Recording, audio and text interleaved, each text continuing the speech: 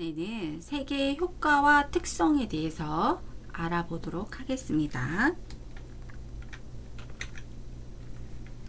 자, 색의 효과의 특성 중에서 색의 자극과 반응을 볼 텐데요. 먼저 명수능에 대해서 알아볼게요. 자, 명수능이라고 하는 것은 색에 있어서 감수성의 변화에 적응하는 것을 수능이라고 하는데요. 이 명수능은 어두운 곳에 있다가 밝은 곳에서 나왔을 때 이 밝은 곳에 순응하는 거를 명수능이라고 그래요. 그래서 처음에 어두운 곳에 있다가 밝은 곳으로 나오면 눈이 부셔서 잘 보이지 않죠. 근데 곧 적응해서 잘 볼 수 있게 되는데 이러한 현상을 밝음에 적응한다 해서 명수능이라고 합니다. 여기서 이제 웃긴 예로 보시면 여러분들이 그 해적을 연상을 하면 이 해적의 눈은 어떻게 생겼어요? 애꾸눈이잖아요. 애꾸눈. 그죠? 이 애꾸눈은 눈이 닫혀서 정말 애꾸눈일까요? 아닙니다. 이 해적의 눈은 원래 닫혀서 애꾸눈이 아니고 이 보통 바다는 나무가 없잖아요. 그죠? 바다 한가운데 배가 있으면 얼마나 눈이 부셔요.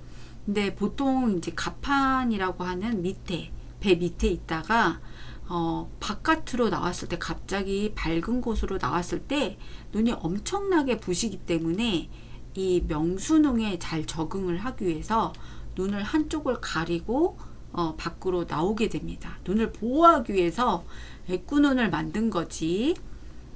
일부러 그 옛날에는 선글라스가 없었잖아요. 그렇기 때문에 애꾸눈처럼 이렇게 눈을 가린 것 뿐이지 해적이 원래 눈이 한 개가 닫혔거나 없는 것은 아닙니다. 그래서 밝은 곳에 잘 순응하기 위해서 애꾸눈이라고 하네요. 자, 우스갯소리 한번 했고요.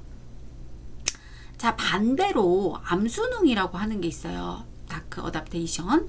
이 밝은 곳에서 어두운 곳으로 들어가요. 이제 우리가 이제 실례로 영화를 보러 시네마에 가면 밝은 빛에 있다가 갑자기 어두운 영화관에 훅 들어가면 보여요? 안 보여요? 잘 안 보이죠?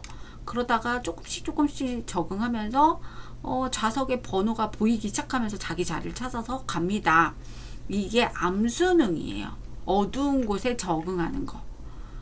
이 어두운 곳에 들어가면 추상체가 활동을 처음에는 안 하다가 나중에 색을 구별할 수는 없지만 명암하고 형체만은 식별할 수 있어서 이 암수능이 일어나게 됩니다. 자, 색수능은 색에 대해서 수능하는 거예요. 그래서 색광에 대해서 수능하는 걸 색수능이라고 하는데 색이 있는 조명을 켜면 처음에 물체색이 바뀌어 보여요. 근데 곧 조금씩 적응하면서 원래 물체색으로 보이게 되는 현상이 색수능인데 제일 좋은 예가 선글라스죠. 우리 이제 선글라스도 진한 선글라스가 있죠. 까만 선글라스. 이 까만 선글라스를 처음에 턱 끼면 어떻게 돼요? 굉장히 어두워 보여요. 근데 차츰 적응해서 원래 색으로 볼 수 있게 되죠. 이것도 색수능의 원리라고 해요. 그리고 색의 향상성이라는 게 있는데 광원의 강도, 얼마나 빛이 센지, 약한지 또는 모양, 크기, 색상이 바뀌어도 물체색은 동일하게 지각이 되어야 되겠죠. 그래서 이 색이 동일하게 지각되는 현상을 색의 향상성이라고 해요.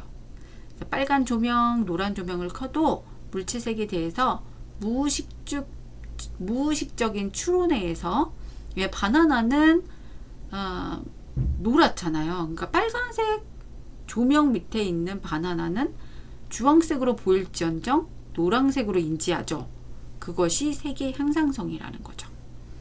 자, 색의 연색성은 뭐냐면 조명이 물체색에 영향을 미치는 것인데 물체가 조명에 따라서 다른 색으로 지각되는 현상이에요. 예를 들어서 하얀 도화지는 색이 아직 없어요. 근데 빨간 조명을 갖다 대면 붉게 보이죠. 그래서 붉은 도화지처럼 보일 수 있고 노란 조명 아래에서는 노란 도화지가 될 수가 있죠.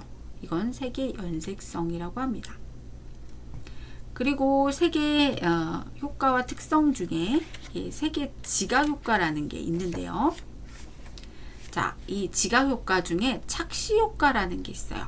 illusion effect인데 사물의 색이나 형태, 크기, 길이에 어떤 객관적인 성질, 인간의 눈에 보이는 성질의 차이가 있어서 시각적으로 착시 현상을 일으키는 거예요.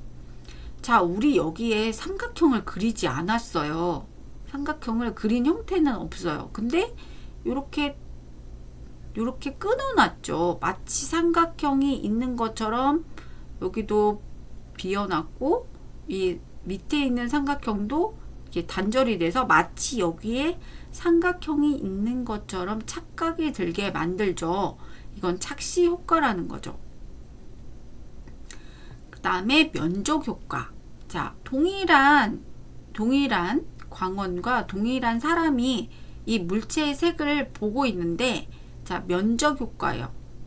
이 면적이 넓은 빨강과 면적이 작은 빨강이 어떻게 선명하게 보이나요? 자, 면적이 큰 빨강은 더 선명하게 보이죠. 근데 면적이 작으면 조금 더 어둡고 탁하게 보여요. 그래서 이 면적이 큰 거에 더 선명하게 보이는 거를 면적 효과라고 합니다. 자, 세 번째 프루긴네 현상인데요. 이 프루긴네 현상은 파란색과 연관이 있어요. 그래서 이 프루긴네 푸른색과 관련이 있다. 외우기가 쉬워요. 이 가시광선의 각 파장별로 우리 눈의 시세포의 감도가 다른데요. 어두울 때와 밝을 때보다 이 비시감도 곡선이 단파장 쪽으로 이동한다고 그래요. 그러니까 결국 단파장은 푸른색이잖아요. 푸른색, 장파장은 붉은색이라고 했죠. 이 단파장 쪽으로 이동을 하기 때문에 어두울 때는 이 단파장의 영역이 높아져요. 감도가 높아져서 푸른색이 다른 색에 비해서 굉장히 밝게 보여요. 그래서 우리 해질녘 때 보면 이 푸른색이 더 선명하게 보일 때가 있어요. 그죠? 그거는 이 프루긴네 현상 때문에 그래요. 그래서 붉은색의 장파장 영역들은 해질 영역에는 어둡고 탁해 보이고 이 파란색은 더 선명하게 보이는 게 프루긴네 현상입니다. 탁해 보이죠? 예, 어두울 때야. 이 밝을 때는 모르지만 어두울 때는 파란색은 더 선명해 보이고 이 흰색도 마치 푸르게 보이죠? 근데 이 붉은색은 되게 탁하게 보이죠? 이게 프루긴네 현상 때문에 그런 거예요. 그 다음에 세금 현상이라는 게 있는데 색채학자인 이 괴테의 이론에 따르면 그림자는 늘 회색으로 나타나는 것이 아니라 푸른색 또는 붉은색이 가미된 회색으로 나타나기도 한다라는 현상이 세금 현상이에요. 그래서 석양이나 촛불 사이에 연필을 세워서 생기는 그림자를 관찰했더니 보색인 청록색으로 보이더라. 이거를 세금 현상이라고 합니다. 그래서 이 세금 현상은 작은 면적의 회색이 고채도의 유채색으로 이렇게 둘러싸이게 되면 유채색의 보색인 회색으로 보이게 되는 현상을 일으켜요. 그래서 지금 보시면 약간 보라색도 보이고 파란색도 보이고 붉은색도 보이죠? 회색임에도 불구하고 이게 세금 현상입니다.